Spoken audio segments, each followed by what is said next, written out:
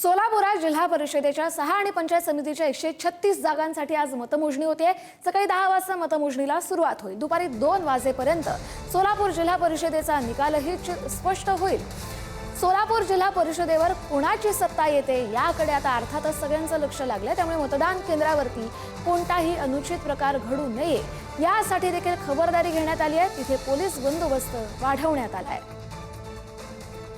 सोलापुरातील जिल्हा परिषद आणि पंचायत समितीच्या निवडणुकी पार पडली आणि आता आज जे आहे ते मतमोजणीला काही वेळात जे आहे ती सुरुवात होणार आहे। तर मी उत्तर सोलापूर मतदारसंघातील जिल्हा परिषद आणि पंचायत समितीचं मतदान प्रक्रिया जी आहे मतमोजणीची ती पार पडणार आहे त्या केंद्रावरती आहे। आपण जर पाहायला गेलं तर सोलापूर जिल्हा परिषदेच्या एकूण 68 आणि पंचायत समितीच्या 136 जागांसाठी मतमोजणी प्रक्रिया जी आहे ती आज पार पडणार आहे।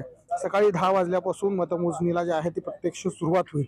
मात्र अंतिम निकाल जे आहेत ते साधारणतः 2 वाजेपर्यंत आपल्या हाती येतील। मात्र खरं तर आपण बघितलं गेलं तर सोलापूर जिल्ह्यामध्ये 68 जागांसाठी 271 उमेदवार जे आहेत ते या निवडणुकीच्या रिंगणात होते आणि पंचायत समितीच्या 136 जागांसाठी 485 उमेदवार जे आहेत ते एकंदरीत रिंगणात होते। त्यामुळे मतदान केंद्रावर कोणताही अनुचित प्रकार घडू नये यासाठी पोलिसांचा देखील मोठा बंदोबस्त जो आहे तो या ठिकाणी तैनात करण्यात आलेला आहे। सोलापूर जिल्हा परिषदेवर आता सत्ता कोणाची येणार याकडे देखील संपूर्ण सोलापूरकरांचे जे आहेत ते एकंदरीत लक्ष जे आहे ते लागून राहिलेले आहेत। सोलापूर जिल्हा परिषदेच्या निवडणुकीमध्ये भाजपाने जे आहेत ते सर्वाधिक उमेदवार जे आहेत ते एकंदरीत दिलेले होते।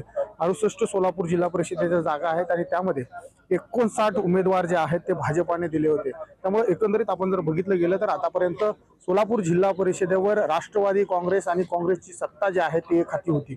मात्र भाजपाने यावर्षी सर्वाधिक उमेदवार जे आहेत ते सोलापूर जिल्हा परिषदेसाठी दिलेले आहेत आणि पालकमंत्री जयकुमार गोरे असतील आणि सर्व इतर लोकप्रतिनिधी असतील त्यांनी जे आहेत त्यांची प्रतिष्ठा जी आहे ती एकंदरीत पणाला लागल्याचं चित्र त्या सोलापूर जिल्हा परिषदेच्या निवडणुकीत आपल्याला दिसून येते। त्यामुळे सोलापूर जिल्हा परिषदेवर कोणाची सत्ता येणार हे पाहणं महत्त्वाचं ठरणार आहे। अनिकेत गायकवाड, पुढारी न्यूज, सोलापूर।